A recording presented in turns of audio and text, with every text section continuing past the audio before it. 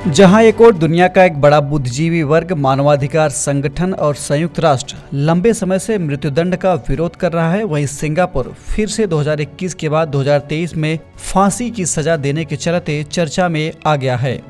दरअसल सिंगापुर ने भारतीय मूल के 46 वर्षीय तंगराजू सुपैया को 1 किलोग्राम भांग की तस्करी की साजिश रचने के चलते बीते बुधवार को सिंगापुर के चांगी जेल परिसर में फांसी दे दी।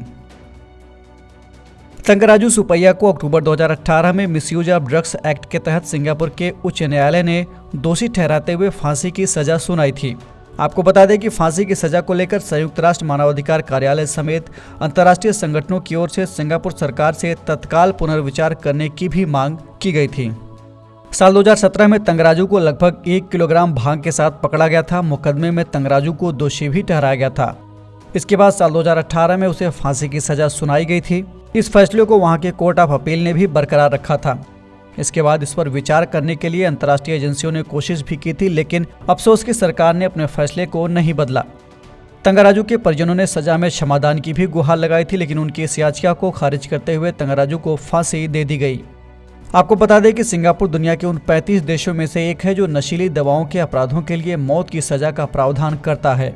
सिंगापुर के नशा विरोधी कानून को दुनिया के सबसे सख्त कानूनों में से एक माना जाता है और तंगराजू के पास पकड़ी गई भांग की मात्रा की आधी मात्रा पर भी वहां फांसी की सजा सुना दी जाती है।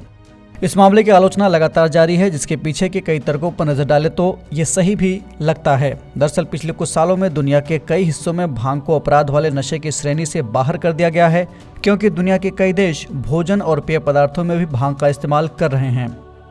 इतना ही नहीं, भांग का उपयोग कई चिकित्सकीय लाभों के लिए भी किया जा रहा है, यानी औषधि के रूप में भी भांग का इस्तेमाल किया जा रहा है।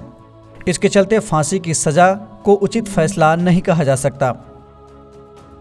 इस मामले में 21 साल के नागेंद्रन धर्मालिंगम को मलेशिया से सिंगापुर में हेरोइन की तस्करी करते हुए पकड़ा गया था, जिसे 1 दशक से ज्यादा समय के बाद फांसी दी गई थी।